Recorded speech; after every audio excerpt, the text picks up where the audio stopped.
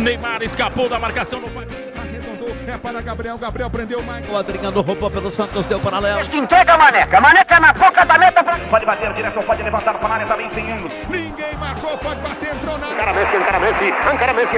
Parou a defesa, Ronaldo fintou, levantou. cruzou Rastaninho pra boca do gol.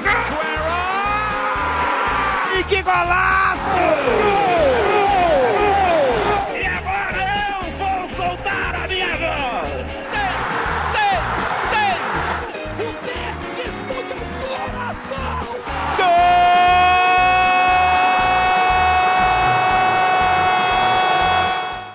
Fala galera do canal do Stocks, tudo bem? Esse é o nosso podcast de número 11.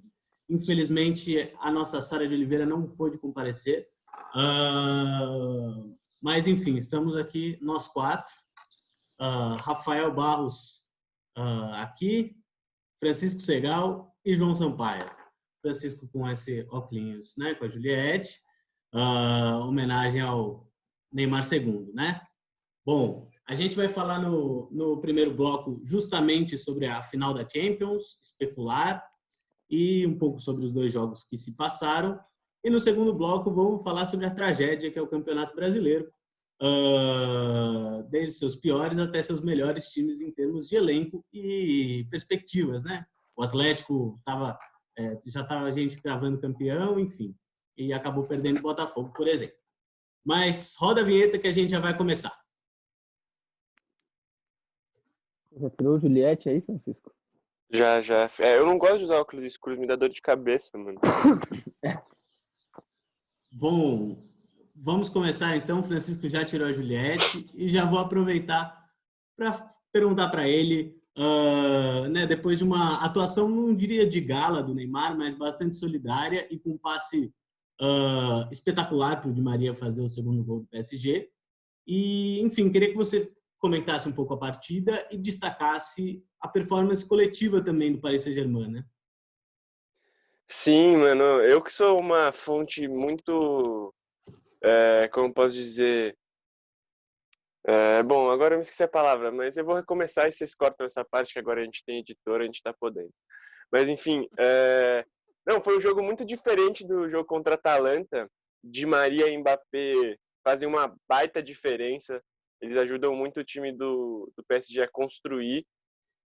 E o Neymar não precisou criar todas as jogadas, toda a bola nele. Ele pôde dividir a responsabilidade. Mandou 2 bolas na trave. Se ele faz aquele gol de cobrança de falta lá, ia ser histórico. A assistência que ele deu pro Di Maria no segundo gol foi coisa de louco. Que é assistência de letra, que ele ele bota o pé só para que a bola tome rumo que ele quer. E, mano, eu acho as perspectivas do PSG, eu senti que o PSG melhorou do jogo da Atalanta, porque teve mais armas, teve como distribuir melhor o jogo. Eu gostei de Paredes e Ander Herrera. Achei que o Marquinhos foi muito seguro. E é isso aí. Agora é que esse time do Bayern tá uma máquina avassaladora. Se eu fosse técnico do PSG, eu ia apostar em fazer um gol o mais rápido possível, que é uma coisa que a gente ainda não viu acontecer com o Bayern, né? Tipo, o Bayern sair perdendo e desestabilizado assim logo no começo do jogo, tendo que sair pro jogo, que ia facilitar bastante esse jogo de contra-ataque do PSG, com velocidade, com o Mbappé, com o Neymar. O próprio Di Maria, que é muito habilidoso e fez uma partidaça contra o Leipzig. Boa. Eu achei a partida do Marquinhos muito boa. Ô João, e você acha que o PSG tem os remédios para enfrentar o rolo compressor do Bayern de Munique? Bom, boa tarde, gente. Boa tarde, Rafa, Fran, Bento e ouvintes desse Brasil. Cara, eu acho que sim. Eu acho que o Bayern é favorito, já é favorito há um tempo. É o meu favorito para ganhar esse negócio desde antes da parada. Mas acho que o PSG tem condições de enfrentar, sim. Eu acho que o PSG, como jogou nesse último jogo, em especial, com esse tipo de atuação coletiva de funcionamento, tem todas as condições. E os jogos do Bayern já apresentaram um pouco por onde é o caminho, né? Depois a gente vai falar mais sobre Bayern e Lyon e tal, mas teve sinais ali de que existem jeitos de parar esse Bayern, ou pelo menos de causar mais danos a um time que parece tão rolo compressor, né?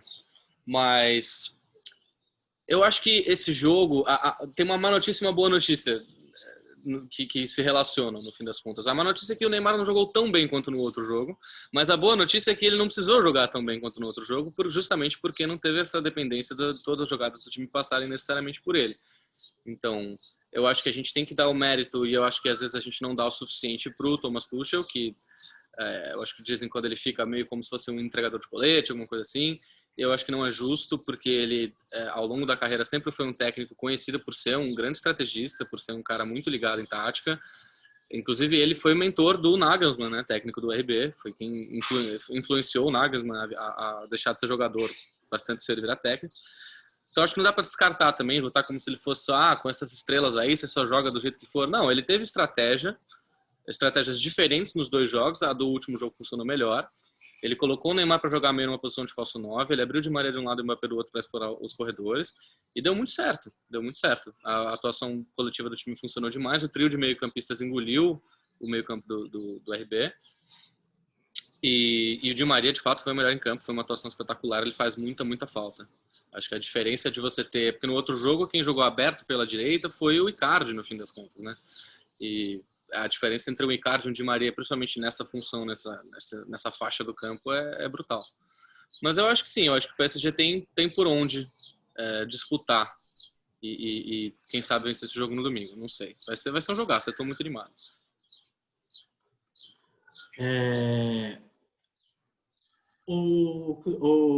Rafa, uma coisa, bicho. Você acha que talvez valha a pena utilizar um centroavante para conseguir escorar a bola, assim? Né? Supondo que o Bayern de Munique vai apertar o PSG, né? Tentar engolir o PSG de certa maneira, e você acha que a presença do Icardi lá para escorar alguma bola ou outra poderia ser uma maneira de sair no contra-ataque com mais facilidade? Pode ser uma alternativa de jogo pro time do PSG, mas pensando no que o Icardi jogou no jogo contra a Atalanta, que ele saiu muito criticado e fez uma partida bem ruim, e pensando no como o PSG tem jogadores, na verdade, que eu acho que fazem com que ele não necessite de ter esse centroavante ali para fazer essa função de escorar a bola, eu acho que talvez não seja nem a melhor opção. Na verdade, eu acho que o mais controle que o PSG puder ter dessa bola na saída de jogo para impedir que tenha muita sobra de bola para o Bayern recuperar e sair jogando, melhor. Eu acho que, na verdade, o time que entrou sem o Icardi, para mim, é um time mais capaz de jogar contra esse Bayern do que com ele. Fica nítido, eu acho, né? Como o PSG muda a sua capacidade de propor jogo quando tem Mbappé, Neymar e Di Maria.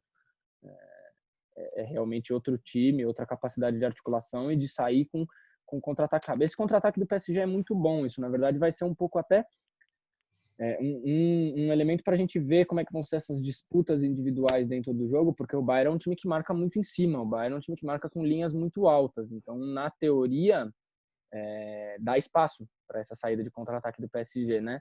Agora, evidentemente, de um lado o PSG está lá pensando como é que vai se armar e se preparar para jogar com esse time que marca com linha tão alta como é o Bayern, e o Bayern está lá se preparando para jogar com um time que tem uma saída de bola com toques muito velozes e jogadores muito rápidos para fazer contra-ataque, né? Nós estamos falando de 3 caras que você olha em campo, a velocidade de saída de bola e de armação de jogadas em contra-ataque de Neymar, Di Maria e Mbappé é uma coisa impressionante. Então eu acho que vai ser um confronto interessante. Eu estou esperando e torcendo por um confronto bem aberto. E eu acho que o PSG, para mim, ganha muito mais se jogar com essa bola no chão. Jogar com essa bola apostando na habilidade que tem dos seus articuladores de jogada ali, que são bons. Não, concordo. Tava especulando aqui, né? Porque, no fundo, o remédio do remédio, porque, enfim, a saída de bola pelo chão, o remédio para ela, né? De certa maneira, dessa guardiolice, é a pressão na frente apertando mesmo, né? E o remédio para essa pressão, você conseguindo sair por baixo com velocidade, te dá muito campo para contra-atacar, né? Fran, mas você acha que, enfim, tanto o Lyon quanto o Barcelona mostraram um pouco o caminho, né? Que é justamente nessa bola nas costas. talvez o Bayern de Munique possa apostar no Pavard ao invés do Kimmich, né? Mas o Kimmich jogando no meio, no lugar do Goretzka, por exemplo. Olha, eu acho que, mano, a curto prazo, aquela velha frase de em time que tá ganhando não se mexe, ela é muito boa. A longo prazo, eu já acho que ela traz problemas. Mas eu acho que não é... Eu acho que a questão do Bayern é que todos os jogadores estão jogando muito bem. Os únicos que não estão sendo excepcionais são o Alaba e o Boateng, lá, dupla de zagueiros, porque o time tem muita dominância, mas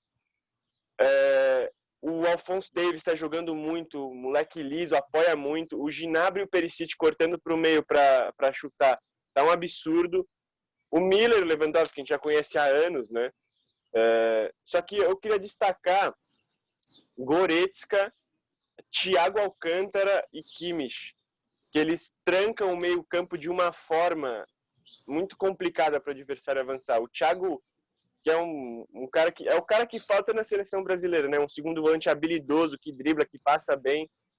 O Goretzka voltou, é só procurar as fotos no Google aí, o cara voltou um maromba depois da parada da pandemia. Mas a questão é essa, eu acho que o PSG, por exemplo, se você for analisar o elenco inteiro do PSG, tem algumas coisas que podem melhorar. As laterais, assim, eu gosto do Bernat, mas eu não acho que ele seja um grande lateral, assim. O Kehrer, o outro lateral, ele também tem apresentado algumas inseguranças, é um moleque jovem, não passa toda aquela segurança, assim. Então, eu acho que o Bayern, ele vem muito, muito encaixado, mas, pô, a gente viu, se o Memphis Depay faz o gol no comecinho do jogo, lá do Lyon, a história podia ter mudado. O Lyon perdeu o quê? 3, 4 gols, assim. A bola na trave foi minutos antes do... Foi o lance anterior, o gol. Né? Uhum. Então... Bom, né? Então, a questão, eu acho que seria isso. Desculpa aí, João, mas não, é isso. O negócio seria tentar, ao máximo, tirar o Bayern do confortável que é ele estar ganhando o jogo ou mesmo estar podendo pressionar com 0-0. Se o PSG faz um gol antes do Bayern, eu acho que a chance é grande do Bayern ter dificuldades de virar o jogo, e acho que se o PSG tomar primeiro, fica muito, muito, muito difícil do Bayern perder o título. Eu acho que para combater esse Bayern, as lições que a gente viu, tanto de Barcelona como de Lyon, principalmente nos primeiros 20 minutos dos dois jogos, tanto o Barcelona quanto o Lyon tiveram ótimas chances. Os dois botaram bola na trave. Você precisa de velocidade pelos corredores e você precisa de imposição física no meio de campo. E foram as coisas que, inclusive, os dois técnicos, méritos para o Quique Setien, apesar de tudo, também percebeu isso. Os técnicos dos dois times fizeram bem. No caso do Barcelona, ele colocou o Vidal para jogar aberto pela esquerda, para dar um meio-campo um pouco mais de pegada que não durou tanto, porque depois acabaram sendo engolidos e sabemos o que aconteceu. E soltando Messi e Suárez lá na frente. O esquema do Lyon já foi um pouquinho diferente, porque era uma linha de 5 atrás, com 3, mais um trio de meio-campo de muita capacidade técnica. E 2 na frente, 2 rápidos na frente também. Também por isso a opção pela Câmbio em vez do Dembélé. O Dembélé é um finalizador mais competente, mas o Câmbio é um jogador mais rápido. Então eles fizeram essa opção. E eu acho que é por isso que eu não mudaria o esquema do PSG se fosse o Thomas Tuchel em relação ao jogo contra o Leipzig. Porque esse trio de meio campo um pouco mais robusto fisicamente que ele usou, com Marquinhos, Paredes e Herrera, por exemplo, tem a volta do Verratti de lesão. Eu não sei se colocaria o Verratti de volta no time, apesar de ser um cara mais técnico, com uma capacidade de passe um pouco mais refinada, ele é um cara que não é de imposição física e que está voltando de lesão, talvez não esteja em condições ideais. E para disputar com esse meio de campo do Bayern, você precisa ter força, porque os caras são uns tratores, são muito fortes, o time do Bayern está voando fisicamente. Então você precisa... por isso mesmo que eu acho que eu manteria esses 3 no meio, esse trio de mais imposição, Di Maria, de repente, voltando para fechar uma segunda linha de 4 no momento da marcação e saindo para ligar o contra-ataque, deixando o Neymar e o Mbappé um pouco mais à vontade lá na frente. Foi o que quase funcionou e acabou não funcionando com Barcelona e Leipzig, Barcelona e Lyon, mas o PSG é mais time, principalmente na linha de frente. Tem 2 ali que são hoje acho que a melhor dupla de ataque do mundo. Então, eu acho que o caminho é meio esse. E da parte do Bayern, eu também diria que em time que está ganhando não se mexe, mas eu acho que o Hansi Flick deve estar com uma pulga atrás da orelha, porque ele certamente viu as falhas que o time dele apresentou nesses 2 últimos jogos também, e contando com a possibilidade da volta do Pavard, eu acho que deve ter uma dúvida ali pipocando, porque se você coloca o Pavard no time, desloca o Kimmich de volta para o meio e tira, eu acho que se alguém for sair vai ser o Thiago, no fim das contas, apesar de ser um grandíssimo jogador, você ganha um poder de marcação nessa posição do primeiro volante, porque o Kimmich marca mais que o Thiago, não perde tanto em distribuição, porque o Kimmich é um enorme distribuidor de jogo também, e ganha um pouco mais de marcação no corredor da direita, porque o Pavard é um ótimo marcador, um cara que já jogou de zagueiro e que tem um porte físico mais avantajado, etc. Então, inclusive esse foi o time titular do Bayern ao longo de toda a temporada até a lesão do Pavard. E eu acho que, apesar dos últimos resultados terem sido muito bons, do Bayern ter voado e massacrado, o time com essa escalação titular anterior, com o Pavard dentro, era um pouco mais equilibrado defensivamente e não oferecia esse mesmo tipo de espaço. Então, se eu fosse o Hansi Flick, eu estaria um pouco nessa dúvida. Será que eu mantenho esse time que acabou de passar voando pelas quartas e pelas semis, ou será que eu retomo aquela ideia anterior que me dava um pouquinho mais de equilíbrio defensivo? Veremos o que vai acontecer. Bom, e também acho que a segunda lição é só que, né, não pode deixar o cara driblar 20 pessoas na frente da área e deixar chutar, né? Alguém tem que botar o pé em cima para fazer a falta. Que golaço do Gnabry. O Arsenal não quis, viu? Arsenal não quis o Gnabry. Não quis, né?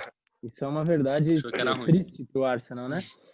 Mas fala, Rafa. É interessante de ver uma coisa só, porque eu acho que um dos principais desafios desse time do PSG é encarar um time do Bayern que não para, né?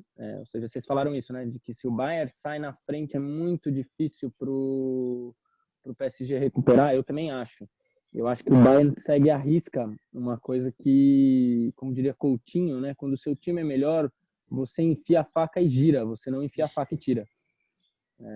E o Bayern segue isso à risca. O Bayern vai, faz martela para fazer segundo, terceiro. Foi assim com o Barcelona, foi aquela humilhação que o Bayern decidiu não parar. Inclusive, o Bayern fez melhor do que a seleção alemã, que tirou o pé, né, do Brasil, em dado momento ali, e poderia ter sido mais, aquele 7-1. Então, realmente, assim, é difícil porque é um time de muita intensidade. Agora, eu tendo a gostar dessa ideia de retomar um pouco esse time com mais equilíbrio defensivo, apesar de eu ser um cara suspeito, porque eu sou um fanzaço do Thiago Alcântara. Eu acho que ele joga uma bola que é realmente muito fina há muitos anos. Desde que ele saiu pro Bayern, chegou lá e se instaurou ali naquela posição. Para mim, ele é um dos melhores meio-campistas do futebol mundial, assim, de sobra. Concordo. Não, com certeza. O Thiago Alcântara está sendo cotado para ir para o Liverpool e eu ficava pensando quanto que um jogador com o porte dele talvez não encaixasse no esquema do Liverpool, que depende de muita velocidade. Só que o jogo contra o Barcelona mostrou um cara ali, né, no meio de campo, que dominando todas as bolas, tocando para um lado para o outro, driblando. Incrível, assim, né? Velocidade, às vezes, nem sempre é o jogador que arranca, né? A velocidade, muitas vezes, exige o cara que saiba te dar o passe em qualidade e em velocidade, o passe em profundidade. Ele é um cara que tem uma qualidade com esse tipo de jogada que, por exemplo, é uma das coisas que eu mais sinto falta no brasileiro. Tanto o jogador que saiba penetrar, quanto o jogador que saiba dar a bola para penetração. Fazer lançamento em profundidade, aquele famoso triângulo do FIFA, né? Em qualidade, bem feito. Ali um triângulo. O Ganso fazia, como o Douglas fazia, como muitos outros faziam com muito mais qualidade mais para trás. Mas velocidade, às vezes, nossa senhora, o Thiago Alcântara nesse time do Liverpool, jogando com o Firmino passando, o Mané passando, o Salah passando, meu Deus do céu. O Thiago é, inclusive, justamente o que falta hoje em dia na seleção brasileira, um jogador como o Thiago, né? Incrível como a gente conseguiu perder um jogador que era, assim como perdemos o Diego Costa quando ele jogava muita bola e seria exatamente o que a seleção precisava, também perdemos o Thiago no momento em que essa segunda, terceira posição do meio campo ali, ao lado do Casemiro, é uma enorme incógnita na seleção brasileira. E o Thiago é um jogador que como qualquer jogador, ele te entrega algumas coisas mais, outras coisas menos, mas eu acho que o encaixe dele nesse time do Liverpool em momentos específicos seria muito interessante, porque de fato você vai perder um pouco de físico e de intensidade, Mas você vai ganhar a capacidade de quebrar defesas de outros jeitos, né? Que é uma coisa que o Liverpool sofreu mais até na temporada anterior do que nessa. Já encontrou algumas alternativas, mas que desde Coutinho o Liverpool não tem esse cara que sabe quebrar defesas com o passe, que sabe quebrar linhas com o passe, não naquela coisa do jogo direto, do lançamento, mas quebrando com um passe direcionado, com esse tipo de jogo. Então acho que seria muito interessante. Não sei se ele seria titular em todos os jogos, mas ele seria muito útil em alguns momentos. Agora, assim, uma coisa que eu fico muito impressionado com o Bayern, aliás, tipo, em oposição bastante ao Barcelona, assim, é a montagem do elenco, né? Porque desde a Champions vencida pelo Heinz, lá em 13-14, ou 13-14 ou 12-13? 12-13, isso. 13-14 foi o Ancelotti, né? Mas que o Robben e o Ribéry já tinham sua idade, né? Enfim, os jogadores ali já estavam um pouco desgastados, o Schweinsteiger também era mais velho, o Toni Kroos ia sair, e o Bayern foi conseguindo agrupar outros jogadores, né? Jogadores jovens. O Pavard, por exemplo, tinha sido contratado antes da Copa do Mundo de 2018. Não foi por causa daquele gol que o Bayern contratou, né? O Kimmich já vinha entrando, né? O Lan como mentor, de certa maneira. Enfim, o Goretzka também, outra contratação, jogou a Copa das Confederações, aquela que o Chile foi finalista junto com a Alemanha, né? Foi 2017, eu acho. Acho que jogou a Olimpíada também em 2016. Goretzka e o Gnabry. É verdade. Pela Então, final contra o Brasil. E são jogadores muito jovens, né? Então, e você consegue ainda ter um cara como Neuer, como Lewandowski, como Miller, como Boateng, e o Alaba, são jogadores mais experientes, né? E você vê isso com relação ao Barcelona, que é uma coisa assim, sai contratando uma porção de jogadores sem saber exatamente o que quer, aí contrata mal, com Dembélé, enfim. Assim, eu fico muito impressionado com isso, né? E o Hansi Flick conseguiu dar o salto que o Niko Kovac na temporada passada não deu, né? O Niko Kovac tinha esse mesmo elenco praticamente em mãos e acabou não fazendo o Bayern jogar muita bola, apesar do campeonato alemão vencido. Gente, eu queria pedir duas coisas para vocês. Primeiro, vocês acham que o Bayern é o melhor time do mundo, assim, pensando em termos de bola e, enfim, em comparação com outros times como o Liverpool, por exemplo? E queria palpites que vai aparecer aqui no nosso lado direito da tela e a gente encerra nosso primeiro bloco. Comecem aí. Bom, eu acho que é entre Bayern e Liverpool. De fato, fica entre Bayern e Liverpool, não tem muita outra alternativa. Mesmo se o PSG for campeão, eu acho que não muda nada. É um jogo, seguem sendo os dois times que apresentaram futebol. Para além de um futebol, assim, acho que o futebol mais legal de assistir dessa temporada possivelmente foi o da Atalanta, mas não diria que a Atalanta é o melhor time do mundo. E eu acho que o Bayern tem uma vantagem em relação ao Liverpool ainda, que é justamente o que você falou da montagem de elenco. O elenco do Liverpool foi muito bem e muito inteligentemente montado pelo Klopp, mas ainda faltam alternativas em algumas posições. O elenco do Bayern é completo num nível inacreditável. E isso sem gastar, porque na Alemanha não se gasta as mesmas cifras com contratações que se gasta na Inglaterra, na Espanha e na Itália. Então é um elenco montado com um planejamento extremamente bem feito, ao longo de muitos anos, fazendo apostas, colhendo frutos e sem gastar muito dinheiro. O trabalho da diretoria do Bayern é inacreditável. Inacreditável. Se você pegar o quanto o Barcelona gastou nos últimos anos em relação ao quanto o Bayern para montar esse mesmo elenco, um elenco no qual você tem... Em comparação, né? Não. Sim. Mas um elenco em que você tem, por exemplo, na lateral esquerda, se tem qualquer problema. O Davies acabou de aparecer, ele não era nem titular, mas tá lá o Theo Hernandes, que foi titular da França na Copa do Mundo, que é um ótimo jogador, como alternativa. O Kimmich, se não tiver a Pavard na direita, joga o Kimmich, aí tem o Thiago no meio, com o Goretzka, mas aí se um deles não joga, você pode colocar o Tolisso, que é um bom jogador. Tem agora o Coutinho, que foi uma oportunidade de mercado no empréstimo, tem entrado bem em fins de jogos e produzido bastante.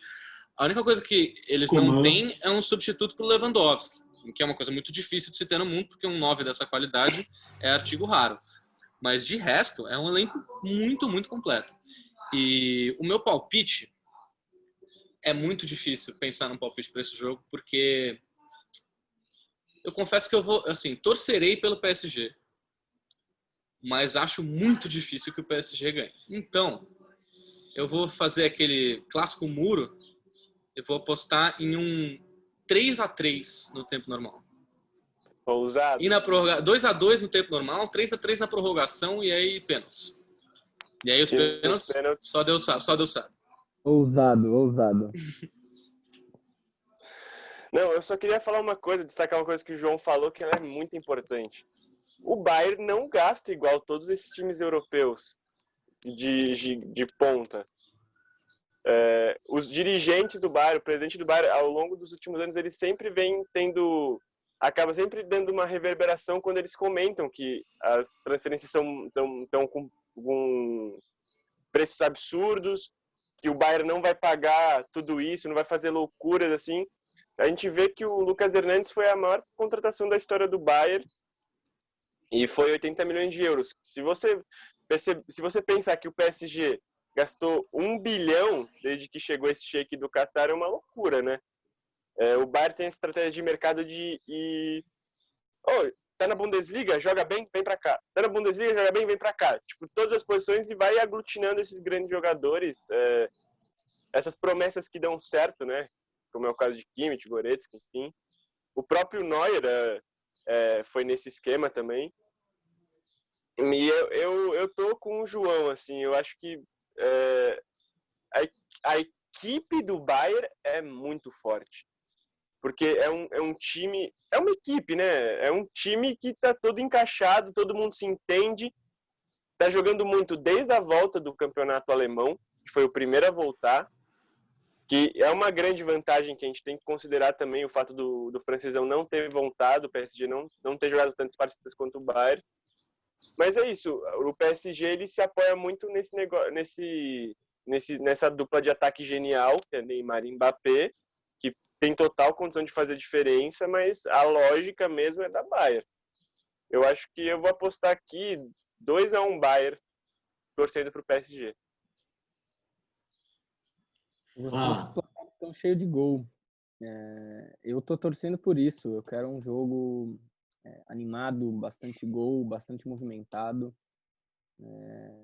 Eu não vou ficar no muro, também acho muito difícil o PSG ganhar. Esse time do Bayern, ele é muito bom como conjunto, cara. É isso que vocês falaram no começo. Todo mundo joga bem dentro desse time. É impressionante. Mas eu acho que vai ser um jogo bom. Eu acho que o Neymar vai entrar com fome de bola, com fome de ser campeão. Para mim, eu vi isso na cara dele no segundo gol do PSG contra o Atalanta. Eu nunca tinha visto o Neymar fazer aquela cara comemorando um gol, aquela cara de brio, cara de quem quer ser campeão e de quem tá jogando para ser campeão. Nunca tinha visto essa cara no Neymar. Uma cara de tipo seriedade a um outro nível, assim. Mas eu acho que vai dar 3-2 Bayern e acho que vai ser um jogaço.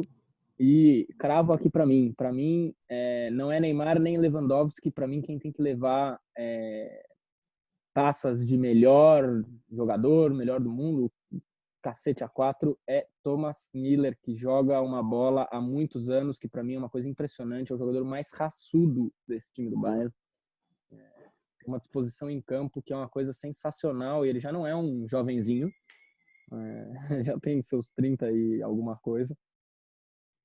Eu acho que dá Bayern, eu acho que dá 3-2 num desses jogos, como está sendo a Champions. Pelo menos os jogos de quarta de final acho que foram um pouco mais eletrizantes, essa coisa do jogo até o último minuto, com o risco de uma virada e de uma disputa de resultado ferrenha, assim. Para mim, 3-2 Bayern.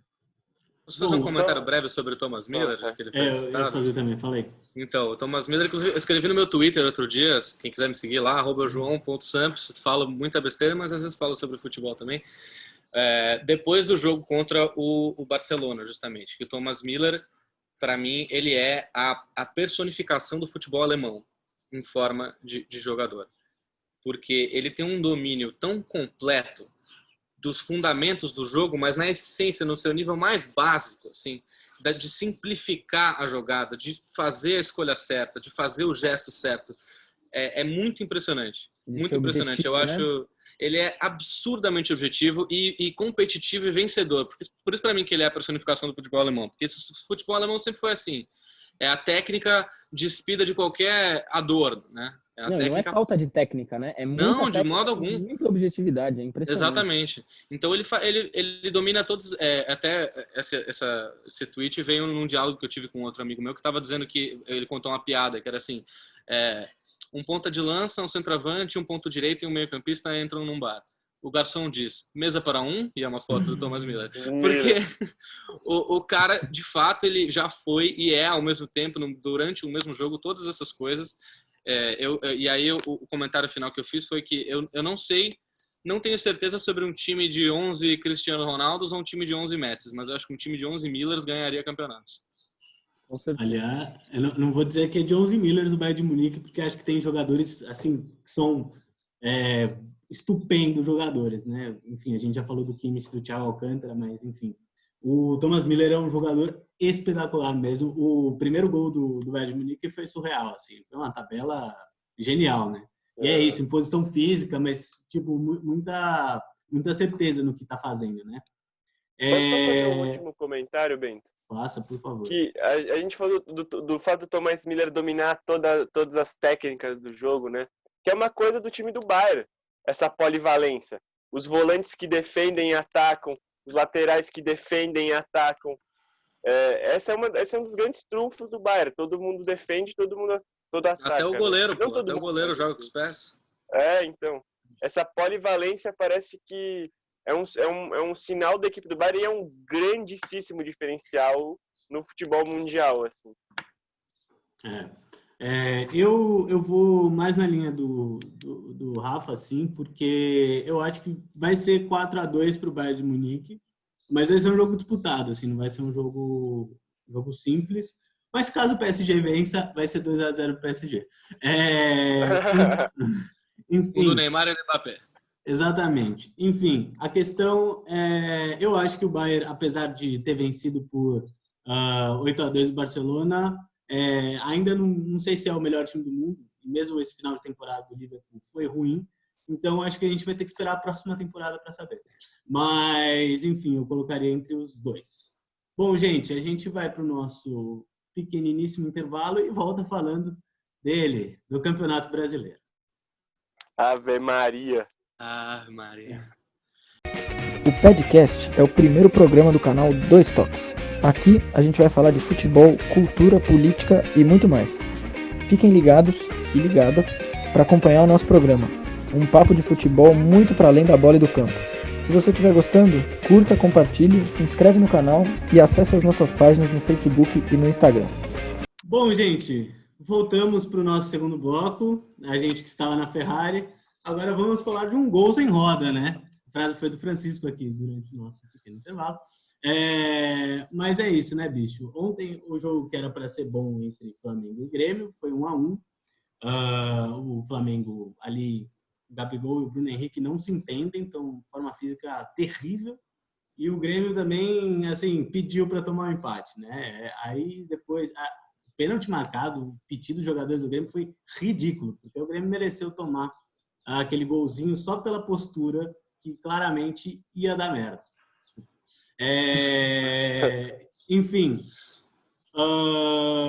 E o Domi, gente? O Domi tem condições ainda de continuar o trabalho ou vocês acham que realmente tá difícil?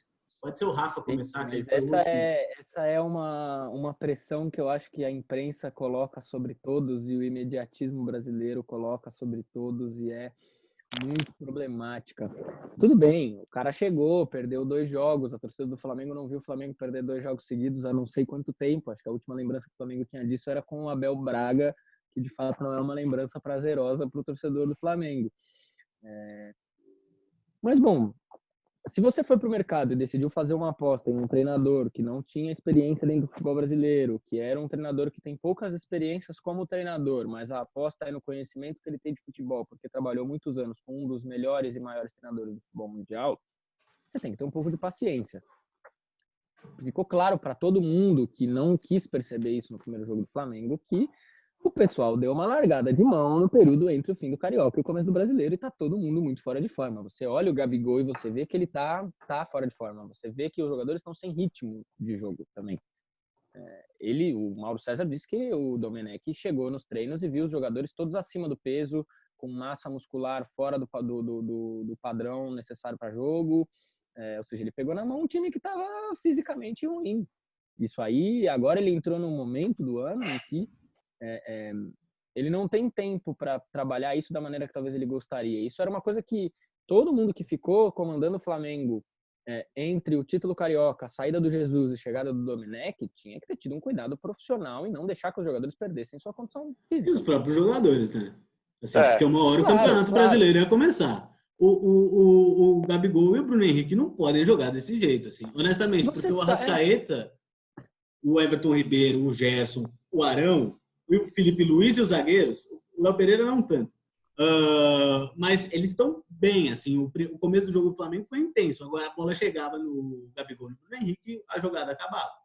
Né? Então, E você sabe que você vai ter um campeonato brasileiro muito mais apertado do que todos os anos, com um calendário bem pior do que todos os anos, jogando mais vezes quarta e domingo, sabendo que quando chegar a Libertadores vai ter um monte de bagunça na tabela do Campeonato Brasileiro para remarcar jogos, jogos adiados, toda essa lambança de um futebol no meio de uma pandemia, não é? No descenso da pandemia, no meio de um pico alto que não desce, que demora para descer, com um jogador em quase todos os times tendo casos de Covid. Você sabe a situação que você está enfrentando na hora que você vai jogar.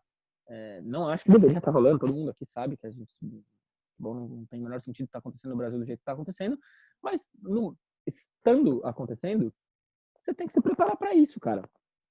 E tá nítido que os jogadores do Flamengo perderam mão um pouco ali.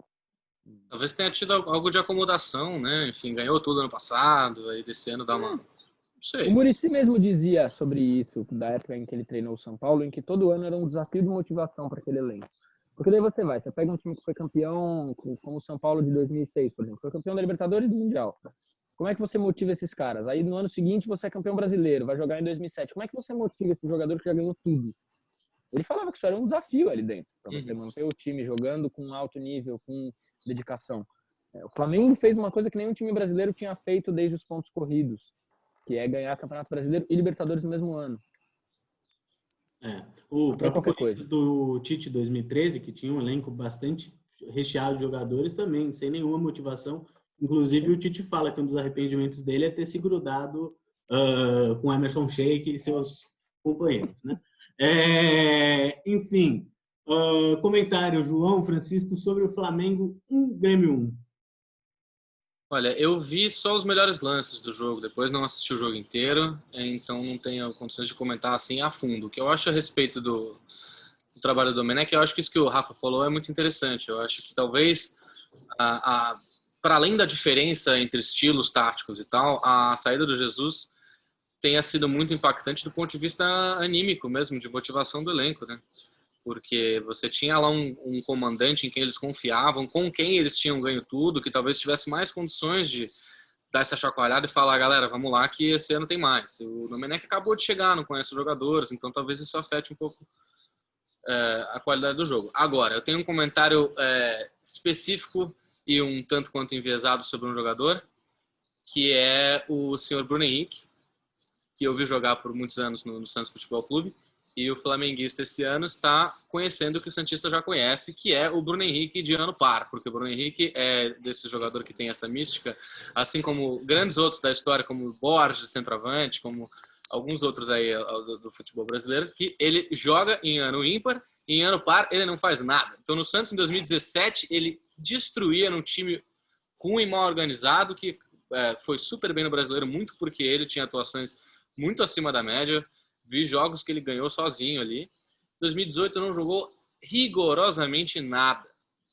E eu acho que isso tem a ver, assim, para além de uma coisa folclórica, de uma piada, com o fato de que o Bruno Henrique é um jogador que tem deficiências técnicas muito claras. Ele não teve base, né? O cara veio da várzea. Ele é muito veloz, muito forte, bom finalizador, mas ele tem questões complicadas e eu acho que ele é um jogador que depende muito da confiança e da fase. Então, se a fase começa a ficar ruim, ele tem a tendência de se afundar um pouco nessa fase ruim e ter dificuldade de... E, por outro lado, se a fase é boa, ele voa e ele faz tudo que fez ano passado e tal. Então, não é dizer que o Bruno Henrique é um mau jogador, mas eu acho que o Bruno Henrique não é tão bom jogador quanto ele foi ano passado. Nem talvez tão mau jogador quanto ele está sendo agora. Eu acho que é alguma coisa entre os dois. O Gabriel eu acho diferente. Eu acho que o Gabriel é de fato o jogador que ele foi ano passado e tem tudo para voltar a ser assim que tiver em condições físicas ideais. O Bruno Henrique eu já acho que é um cara um pouco mais inconstante e essa oscilação já vi acontecer, então não estou exatamente surpreso com o desempenho dele esse ano até aqui. Olha, sobre o Domenech, eu também acabei não vendo o jogo, mas sobre o Domenech. Para tudo que a diretoria do Flamengo lida mal com as vidas, vamos por essa forma, seja dos meninos do Ninho, seja o tratamento do futebol na pandemia, a diretoria faz bem no que se trata futebol, é equivalente. É um time progressista no que se diz a futebol no Brasil. Então, chamar o Jesus, chamar o Domenech, são movimentos de vanguarda, pode dizer assim. E eu acho que para um clube que tem essa consciência hoje de que técnico tem que ser fora do Brasil, porque os técnicos brasileiros não conseguem mais competir de igual para igual, esse imediatismo eu imagino que não vai ser uma coisa que vai pegar tanto. Eu não vejo o Flamengo demitindo o Domenech esse ano, por exemplo. Acho que não faria o menor sentido. Sim, eu também não vejo o Marcos Braz fazendo isso em condição nenhuma, assim, a não ser que o Flamengo esteja no final do ano batendo meio de tabela. Perigando para cair, sei lá, enfim. O que eu acho muito difícil acontecer também. Então. No nível do Campeonato Brasileiro que a gente está vendo, é quase impossível de se imaginar isso. Mas eu acho, a questão o bom pro time do Flamengo é que o Domenech fique, que ele consiga trabalhar. Se vai conquistar grandes títulos, se vai fazer grandes jogos, é outra questão. Mas eu acho que, como ideologicamente a gente tem que pregar a calma com os treinadores que podem ter grandes coisas a mostrar. Que não é o caso do Luxemburgo, por exemplo. Quem teve o desprazer de ver isso que foi chamado de futebol entre Atlético Paranaense e Palmeiras, que estava mais com algum tipo de tortura chinesa, eu acho que... Algo parecido com o futebol, né? Não sei nem se tem algum parece, né? Ô, Fran, o Palmeiras eu ainda acho... ganhou num gol cagado, Ave Maria. O que eu acho mais engraçado velho, a pinta que o Palmeiras dá que vai sair com a bola, né? Com a bola no chão. Aí sobe lá o volante, o Patrick de Paula, abre os dois zagueiros assim na área. Aí eles tocam a bola uma vez para cada um, toca pro Marcos Rocha, Sim. Monta lá a Volpiana bonitinha ali, aquela coisa de beleza, saída de 3, chutão. Eu acho que existe uma coisa, assim, o Felipão, ele implantou um modus operandi de cabeça. Acho que os jogadores tentam para treinar no centro de treinamento do Palmeiras e pega a concepção do Felipão por osmose nos equipamentos de exercício, no gramado do CT, vai vindo por osmose essa maneira terrível de jogar, porque isso não é o Luxemburgo. O Luxemburgo não é formado nessa maneira de treinar. Agora, a questão do Palmeiras é um pouco isso, né? Aquele jogo horroroso das finais, os 2 jogos horrorosos das finais do Paulista, para o torcedor do Corinthians, existia uma compreensão um pouco de que o time não tinha muito mais além daquilo para oferecer. E olha que eu acho que até contra o Curitiba jogou melhor. Falando de Curitiba, de um time ruim. Agora o Palmeiras não. O Palmeiras tem uma série... Talvez o Palmeiras falte de meio campo que a gente pode falar de confiável, porque eu já não consigo mais chamar Scarpa e Lucas Lima de elenco. Para mim é nítido que eles não vão jogar. Não dá mais pra gente ficar discutindo essas expectativas em algo que não se bota na prática, né? Mas o Palmeiras tem bons jogadores ali. Tem o Rafael Veiga para fazer essa função de meio campo. O Rony, para mim, está se mostrando ser uma péssima contratação do Palmeiras. É um jogador fominha e muito afobado, que corre, mas pouco pensa com a bola no pé. Agora, você tem caras ali com o William Bigode, o Bruno Henrique, 2 meninos muito bons de volantes, o Gabriel Menino e o Patrick de Paula. Você tem um moleque muito bom de bola, que é o Veron. Para mim, a lateral do Palmeiras, as laterais, tirando o Vinha, são um problema. Marcos Rocha, mas também não é aquele problema assim... Não, né? Tipo, absurdo. O Marcos Rocha tirando... é regular. O Marcos Rocha é regular. Tirando o Diogo Barbosa. O Diogo Barbosa não é jogador de futebol. Tirando ele, o Palmeiras tem tudo time bem. para jogar mais do que joga. O Palmeiras tem time para jogar com mais certeza. do que joga. Pensa que o Santos de um lado tem o Pará e do outro tem o Felipe Jonathan sem reserva. Então, olha, podia ser pior. E por muito tempo teve contente com o Vitor Ferraz. Vitor Ferraz, pois é, era um dos melhores do Brasil, porque o nível dos laterais do Brasil tá realmente lamentável. A exceção, claro, do lateral do Corinthians. Zoeira. Não, mas não é zoeira, ele é o melhor do Brasil. Diferenciado. Por alguma Não, distância. é que a provocação ela foi um pouco aleatória. Mas vamos falar assim, ô Fran, e aí uma coisa que tem que cobrar do Luxemburgo é alguma coisa, né? Porque, no fundo, eu concordo muito com o que o Rafa falou, mas eu acho que isso se estende até um pouco, não é só o período do Felipão, né? Digamos assim, o Palmeiras ganhou 3 títulos, um brasileiro, contando esse Paulista 4, né? A Copa do Brasil, aliás, 2 brasileiros. Mas o time sempre oscilando assim, né? Então aí tem aquela fase Roger, parece que vai começar tal, aí não, a gente vai no Felipão mesmo. Aí o Cuca, quando volta, também, né? Um futebol bem ruim, assim. Enfim, o Luxemburgo precisa mostrar alguma coisa, né? Porque senão não tem sentido continuar com ele até agora, né? Sim. Não, eu vou parafrasear um tweet da Luana Maluf, que para quem não conhece é uma jornalista genial, sigam ela, palmeirense, enfim, que ela falou assim, um gol pro Luxemburgo ficar, alguém comemorou, e mano, eu não tenho como concordar mais com ela, que o que seria de fato bom pro Palmeiras seria o Luxemburgo ser demitido e o Palmeiras fazer um projeto de buscar um técnico lá fora. Pode ser um técnico argentino, pode ser um técnico espanhol, português, para facilitar a comunicação, enfim. Não dá para ficar nessa mesmice, E o Bento apontou uma coisa que define o Palmeiras, que é essa oscilação. Tipo, desculpa, onde a gente já viu um time que nos últimos 5 anos ganhou 4 títulos, que deve ter tido uns 6, 7 técnicos diferentes?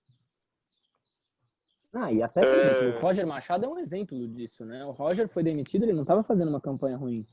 Ele tinha não. Mas acho até que na época teve justificativa, né? Até que na época teve justificativa, assim. Para mim foi totalmente injustificado. O Roger tinha classificado o Palmeiras para a segunda fase da Libertadores como o melhor time da primeira fase, com a melhor pontuação, ganhando do Boca Juniors na Bomboneira. Isso foi o Filipão. Não foi? Não, foi o Roger Machado. O Roger Machado que ganhou do Boca na Bomboneira. O Palmeiras estava na prateleira de cima na tabela do Campeonato Brasileiro e o Roger saiu depois de 2 derrotas seguidas. Não é que o Palmeiras começou a cair e estava se afastando da fase de Libertadores. É que simplesmente o Palmeiras teve uma oscilação em algumas rodadas do Campeonato Brasileiro e a diretoria falou, esse ano a gente tem que ganhar a Libertadores sim ou sim, porque o Palmeiras, o que passa pela cabeça do torcedor do Palmeiras, o que importa, demite e contrata treinador no Palmeiras há alguns anos, é a Libertadores. É isso que muda ali. Se o Luxemburgo não conseguir apresentar futebol na Libertadores, ele vai cair. Por enquanto, eu acho que o brasileiro não derruba ele. E eu acho que o Palmeiras não vai disputar o brasileiro. Para mim, tá nítido que os treinadores que estão se apresentando ali como possíveis para disputar o Campeonato Brasileiro são o Flamengo, que eu acho que mesmo do jeito que tá, não tiro da disputa. Não tiro, porque é tudo para voltar a jogar. O Atlético Mineiro do Sampaoli. E, para mim, na verdade, está se desenhando como o Internacional do Cudê. Exato. Times dos 3 estrangeiros, talvez dê para botar nesse bolo o Atlético Paranaense do Dorival, por ser o time que tem uma estrutura que tem, mas eu acho que para mim fica entre os 3. Flamengo, Atlético e Inter, os times dos estrangeiros. Agora, o Luxemburgo, o que define para mim a vida dele é o retorno da Libertadores e como o Palmeiras entra em campo na Libertadores. Se o Palmeiras entrar mal, o Luxemburgo não fica. Se o Palmeiras for eliminado da Libertadores, o Luxemburgo não fica. O que eu quis dizer eu entendi a demissão na época, porque foi depois de uma partida que o Palmeiras perdeu contra o Fluminense e o Roger deu uma entrevista tipo, não, foi, a gente fez o jogo não sei das quantas e falou como se o Palmeiras tivesse jogado bem e tivesse tudo bem perder para o Fluminense, né? Eu só acho isso. E também ele teve uma derrota para o Corinthians na final do Paulista que pesou muito, né? Sim. Ainda mais uma derrota que tinha ganhado o primeiro jogo. Casa, né? O Filipão que ganhou do Boca na Bomboneira. Eu vou pesquisar isso aqui, mas foi o Roger. Tenho quase certeza que foi o Roger. Eu lembro de ficar abismado com o Palmeiras demitindo um treinador que tinha sido o melhor classificado da Libertadores na primeira fase. Mas por que você demite? Coisa que o Palmeiras é todo ano, né? Todo ano o Palmeiras começa como o melhor time da fase de grupo da Libertadores. É um leão de fase de grupo. O time que ganha o primeiro lugar da fase de grupos não embarca bem depois. Sim. Eu prefiro ser o segundo melhor ali da fase de grupos na Libertadores e, quem sabe, um pouquinho menos de pressão. Eu acho que eu concordo bastante com o Rafa em relação a esses 3 times que eu vejo, pelo menos por enquanto, se mostrando mais competitivos. O Flamengo não se mostrando, mas sabendo que existe o potencial ali. e que é o melhor time do Brasil. A qualquer momento que encaixar e voltar a ganhar jogos, pode entrar na disputa. Mas é complicado, né? Como a gente estava falando, por exemplo, de um projeto de um Bayern, né? Um elenco bem montado ao longo de anos, com um trabalho, assim, teve trocas de treinador, mas trocas pensadas, teve uma aposta que não deu certo e que foi trocada, e tudo bem, porque isso faz parte de um processo também. E contrastar isso com esse futebol brasileiro em que você não consegue nem, como eu já disse aqui em outras ocasiões, não consegue bancar uma hegemonia, não consegue fazer uma aposta certeira, porque os equilíbrios são muito frágeis, né? Uma troca de treinador precipitada, algumas escolhas erradas na montagem de elenco fazem com que um time que tinha todas as condições, como por exemplo o Palmeiras, você não enxergue perspectiva alguma pela frente. É muito louco você ver um time que é dos mais ricos, é um dos 2 mais ricos do Brasil já há 5 anos, e que nesse período ganhou uma quantidade expressiva de títulos, em momento algum apresentou um futebol e um projeto de futebol com continuidade e que desse satisfação aos torcedores e que fosse uma coisa legal de assistir. É muito engraçado você pensar num time que foi 2 vezes campeão brasileiro e 1 da Copa do Brasil e sem apresentar um futebol convincente em momento algum, que mostra que também que o nível do Brasil é muito baixo e que até com um trabalho inconsistente, tendo um grupo de jogadores um pouco mais caro e melhor, você consegue ganhar uma tacinha aqui e ali. Mas a gente quer o quê? A gente quer isso ou a gente quer um time que consiga apresentar um projeto de futebol a longo prazo, consiga ter um desempenho legal, consiga fazer o que o Flamengo fez ano passado, que é ganhar, ser vencedor, levantar a taça e jogar muito bem. Enfim. É isso mesmo. E um último comentáriozinho também sobre isso é que tanto não dá para bancar hegemonias que, bom, o Galo ontem perdeu do Botafogo, né? O Paulo Autuori, quem diria, deu um nó tático no Sampaoli, e deu mesmo, viu? Porque eu assisti esse jogo e, olha, vou te contar, o Autuori entrou com uma estratégia muito doida, a princípio, olhando no papel, você falava, o que está se passando pela cabeça desse homem, e funcionou incrivelmente bem. Claro, o Galo massacrou, teve problemas de finalização, tive déjà vus de certos jogos do Santos ano passado, inclusive o Galo estava todo de branco, fiquei até confuso. Que jogos em que criava e não conseguia botar para dentro, porque faltava alguém para finalizar direito. Teve mais de 70% de posse de bola, mas o Botafogo foi muito competente no plano de jogo. Executou o plano de jogo que tinha com enorme competência. Então é isso, mesmo um time que começou voando, agora ninguém para, ganhou os 3 primeiros jogos, perdeu do Botafogo, que teoricamente é um time para meio de tabela para baixo, né? Então o negócio é muito nivelado por aqui. Só uma coisinha, Bento, só pra te cortar, como eu faço toda vez, mano. A gente vive falando que o Campeonato Brasileiro é um dos mais disputados do mundo, como se fosse uma coisa boa, né? Mas por que o Campeonato Brasileiro é um dos mais disputados do mundo? Porque quanto menor o nível do futebol, maior a imprevisibilidade, cara. E olha que eu vou te contar que o último Campeonato Brasileiro disputado que eu vi foi o de 2011, que o Corinthians disputou até mais ou menos a última rodada com o Vasco. Os outros todos, rolou uns passeios aí, né? O Fluminense 2012. É um campeonato nivelado por baixo, é um campeonato nivelado... É por isso que não tem grandes monopólios de fato, porque você instaurar um time que hegemonize o país, não precisa só, porque se fosse só dinheiro e só estrutura, Corinthians e Flamengo já hegemonizariam o país há muito tempo. E eu acho que falta a questão de formação técnica para você ter uma hegemonização total dentro do futebol brasileiro, que eu torço para que não aconteça, que ele seja um campeonato disputado e mais nivelado por cima. Exatamente, a gente não quer uma hegemonia, né? É isso, não é que a gente esteja torcendo por uma hegemonia. Não, mas a gente também não quer uma... nivelado lá em cima, brigando todo ano. Então, cara... E aí tem uma coisa da fala do João, né? Ou seja, que trabalhos inconsistentes conseguem ganhar título, mas trabalhos que são consistentes, como é o trabalho do Barroca, apesar das derrotas. O Barroca pegou, na primeira rodada, foi Curitiba e... Pegou o Inter, o Flamengo... Inter, Flamengo e Bahia. E o Corinthians. Qual era a obrigação do Barroca de vencer uma dessas partidas? Você pode cobrar o Bahia. Fizeram uma reunião de 5 horas para ver se demitiu o Barroca. O Barroca ontem fez um jogo super decente. O Curitiba fez um gol, emparelhou o jogo no começo do primeiro tempo, né? Enfim, eu fico um pouco preocupado, assim, sabe? Porque não tem nenhuma avaliação, né? Como é que você você olha para o Curitiba e você fala, bicho, tipo, isso daí tem alguma coisa, né? Acho que, inclusive, claro que as proporções são muito diferentes, o time do Palmeiras é muito melhor, mas só que você vê mais substância no time do Curitiba do que no time do Palmeiras. Mesmo que isso, assim, seja desproporcional, sabe? E agora, do técnico, né?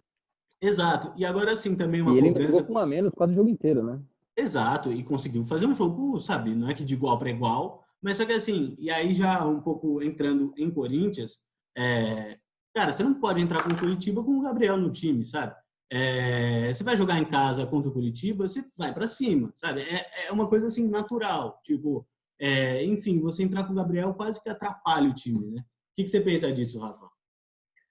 Assim, eu tenho alguns comentários para fazer do jogo. E dessa reunião especificamente, assim, para mim a primeira coisa que eu penso quando eu escuto é que a diretoria fez uma reunião de 5 horas para definir se mantém ou não o treinador. Eu fico imaginando que umas 3 horas dessa reunião deve ter sido analisando o mercado brasileiro e falando, não sei se é uma boa ideia demitir. Por quê? Quem você vai contratar? Eu fico imaginando, para você ficar 5 horas discutindo se você manda ou não um treinador embora com esse nível de dúvida, é porque eles devem ter passado 5 horas discutindo outros nomes para chegar na conclusão de que não era uma boa ideia. Então, para a gente pensar mesmo, eu acho que é curioso isso aí. Agora, alguns destaques... Desculpa, Rafa, foi mal. Desculpa, é só um comentário que daqui a pouco Luxemburgo e Diniz vão estar à disposição no mercado, eventualmente, se alguém estiver interessado. De fato. Agora, antes de entrar nos destaques do jogo, eu queria destacar uma coisa que me animou muito com esse jogo, que foi um jogo de nomes de futebol bem brasileiros, assim, nomes e apelidos bem raízes, né? O Wellisson, o Gustavo Mosquito, o Gustavo Mosquito, o Jô, que já todo mundo já conhece, o Juan do Corinthians, que não é Juan com J, é Juan com R. Bom jogador. Né? E Sassá. Coisas do Sassá Lotelli. Sassá Lotelli, exatamente. Coisas do prazer de assistir futebol brasileiro, né? Coisas que a gente só vê hoje em dia com mais prazer na Copinha. Agora, falando de jogo, o Corinthians foi melhor, aqui, o Corinthians teve mais domínio do jogo. Para mim, a surpresa ali é o Arauz conseguindo se firmar, encontrar uma posição, encontrar um espaço nesse time e mostrar que pode ser titular. Para mim é a maior surpresa você falar, poxa, o Arauz foi o melhor jogador do jogo e tem que ser titular do Corinthians. Luan preferido e um jogo que continua sendo decisivo. Continua sendo o melhor jogador do mundo. Matador. É matador. Não tem o que fazer. O cara vai lá, perde 2 pênaltis. Quando você vê um atacante perder 2 pênaltis num jogo, você fala, esse jogo é um jogo meio morto para ele. E coisas impressionantes que o Corinthians sempre vê, que é essas bolas que cruzam a área inteira do CAF, e você fica olhando e falando, meu Deus, e alguém aparece para pôr dentro. Né? Mas só que aí tem que responsabilizar quem? O lateral fora de forma. Tem que... Avelar e Sid Clay. Mas só que o Sid Clay tava, sabe, no meio do campo esperando alguma coisa acontecer, sabe? E aí o Piton entra, sabe, um jogador, né, mais fininho, assim, enfim, eu fico pensando, né? Mas aí uma pergunta para os dois, assim, cara, porque o Corinthians, apesar de não ter elenco, né, pode fazer algumas transformações a depender do jogo, né? Então você pode utilizar, às vezes, o Vital sem o Ramiro, você pode usar o Ramiro Vital, você pode utilizar 3 meias. Não é que são, eu tô falando assim, parece que são várias opções, mas você consegue fazer coisas, né? Acho que o jogo contra o Grêmio foi péssimo, do Atlético eu até aceitei. Mas ontem, pelo menos... tomar 3 gols em 16 minutos. Não, mas é assim, sabe? Tipo, aquele jogo ia perder, né? Enfim, eu achei só que... Acho que a novidade é que o Corinthians conseguiu colocar força e velocidade no time e fazer uma pressão um pouco mais ajustada, né? Na hora da saída de bola do time adversário. É uma coisa que com o Luan é impossível. O Luan pode virar um jogador de segundo tempo, né? Se ele só rende no primeiro tempo, como demonstrou nos últimos jogos, e precisa melhorar a forma física, pode ser uma ótima opção para ser um jogador para pôr fogo no segundo tempo, para entrar jogando pelo lado de campo, com o Arauz pelo meio, porque para mim é definição depois desse último jogo. O Arauz tem que jogar. O cara foi parte importante. Tem melhorado muito. É um ganho para o time do Corinthians você ter um jogador que nem ele jogando bem. Porque nenhum torcedor do Corinthians esperava nada do Arauz. São 2 anos amargando banco, empréstimo, treinando separado, vai embora, não vai embora. E finalmente ele ganha um espaço e joga bem. Para ele, acho que é importante. Ele está no momento de ganhar confiança. Tanto que está com tanta vontade de fazer o gol que você vê alguns momentos que ele poderia soltar a bola, que ele quer chutar, quer encontrar. Tá certo. Para mim, gosto da vontade de um jogador que quer fazer o seu gol. Mano. É um ganho pro Corinthians. Um jogador. Arauz que tem a lataria de um menino de 15 anos, né? E tem a cara de um menino de 15 anos, né? Eu acho que ele tem 19, 18, uma coisa assim. Eu diria que eu até concordaria com você, Bento, sobre a sua opinião sobre o Jô, se não existisse Marinho nesse mundo. Eu acho que a disputa pela bola de ouro ali entre Lewandowski, Neymar, Jô e Marinho tá bastante acirrada. Impressionante o que o Marinho tá jogando de futebol desde que voltou. Eu já tava bem antes, mas o que ele tá jogando de bola desde que voltou a parar, a eficiência do Marinho, que é um cara que sempre foi conhecido por, né, tentar e errar, ele tá fazendo gol todo jogo. Impressionante a produção. Mas, enfim, também não assisti o Corinthians ontem porque estava vendo o Botafogo e Galo, que foi no mesmo horário, né? Foram os 2 jogos das 9h30, certo? Das 9h30. Mas eu acho que sim, acho que o Thiago Nunes agora, assim, passado o Campeonato Paulista, passado aquele momento em que, é final, é derby, é momento de emergência, tem que dar um passo atrás aqui, começou o Brasileiro, é hora dele começar a mostrar então a que veio, voltar a tentar mostrar a que veio. E dar os passos à frente, começar a ter variação tática, começar a ter diferentes abordagens de jogo. De fato, você entrar contra o Curitiba em casa com um volante puramente marcador é algo que não faz nenhum sentido, dado que você tem opções de armar o time de uma outra forma.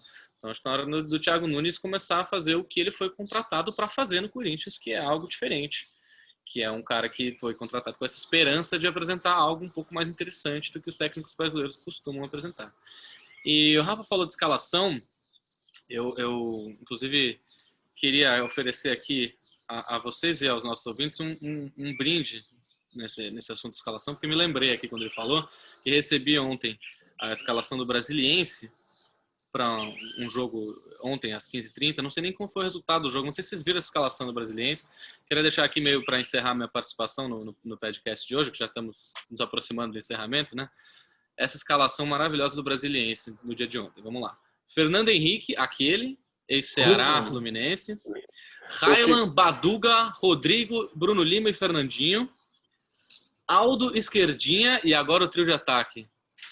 Zé Love, Marcos Aurélio, aquele, e Neto Baiano, também aquele.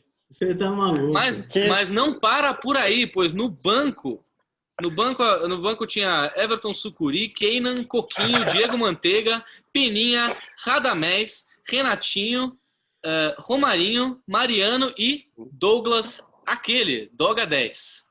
É mesmo? Tá no banco do Brasiliense. Nossa, é quase, mano, uma seleção raiz, né?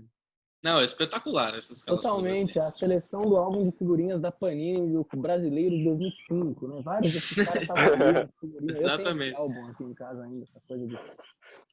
Beijo. Mano, nunca completei um álbum na vida, mano. Nem os da Copa? Nem os da Copa, pode me xingar nos comentários aí. Sempre fui muito ineficiente nisso. Eu não me respeito. Eu sempre desisto do álbum quando o Brasil é eliminado. Eu fico deprimido e aí eu largo o álbum. Não, e também o pacote de figurinha R$2 é um pouco sem noção. É uma bala. O jogo de ontem foi o primeiro da semifinal do Campeonato Brasiliense e o Brasiliense venceu por 1-0. Domingo, dia de final de Champions, às 11 da manhã, portanto dá para assistir antes da final da Champions, ao contrário de Santos e Palmeiras, por exemplo, que vai ser no mesmo horário, planejamento e não vai 10. ser transmitido, hein? Mas graças a Deus, porque eu não tenho nem como ter a ideia de assistir esse negócio em vez de assistir a final da Champions League. Mas enfim, dá para quem tiver interessado. Não, então, o Esporte Interativo vai passar a final da Champions, né? Eles não são bobos. Mas enfim, o Brasiliense venceu o primeiro jogo da semifinal com um gol dele, Zé Love, craque ídolo do meu Santos Futebol Clube. Só para encerrar minha participação também, é engraçado, porque talvez os jogos do Brasiliense ali não precise nem fazer sem torcida, né? Porque é meio equivalente o momento agora com o que são os jogos em Brasília, de futebol, né? Com aqueles estádios enormes da Copa. Bicho, então fica essa sugestão aí para assistir Brasiliense e qual que vai ser a final? Real Brasília, é a semifinal do campeonato. Ao invés, né, um pouco antes da final da Champions League, vocês que gostam muito de futebol, acho que dá para dar um jeito, eventualmente Maicujo, essas coisas. Tem que gostar muito mesmo de futebol, hein? Enfim, acho que depois dessas considerações sobre o futebol em Brasília, a gente vai ficando por aqui. Então, um grande abraço. Aliás, quando é que começa a UEFA Champions League feminina, gente? Por favor. Dia 21, né? 21, ou seja, amanhã. A gente 21. vai fazer a cobertura aqui pelo canal do Destaque. A gente vai passar os jogos, mas a gente vai comentar sobre eles. Beleza, gente? Grande abraço. Tamo junto, valeu. Abraço, gente. Até a próxima. Desculpa. E a gente não pode esquecer de dar um salve pros moleques da PPP, PP Produções, todo vídeo, vocês, muito obrigado, mano, a gente tá vendo vários trabalhos com eles, vamos botar o e-mail na descrição, deem um salve, é isso aí, valeu. É isso, galera, não se esqueçam aí de deixar o like de vocês, compartilhar o vídeo, se inscrever no canal, mandar para os amiguinhos. É isso. Neymar escapou da marcação no Arredondou, é para Gabriel. Gabriel prendeu o Mike. O Adriano roubou pelo Santos, deu para Léo. Entrega, Maneca. Maneca na boca da meta. Pode bater direto, pode levantar para a área, também tem Yunus. Ninguém marcou, pode bater, entrou na área. Encara Messi, encara Messi. Encara Messi, encara Messi. Parou a defesa, Ronaldo fintou, levantou. Volta pro Romero. cruzou rastaninho pra boca do gol. E que golaço! E agora eu vou soltar a minha voz. O pé explode o coração!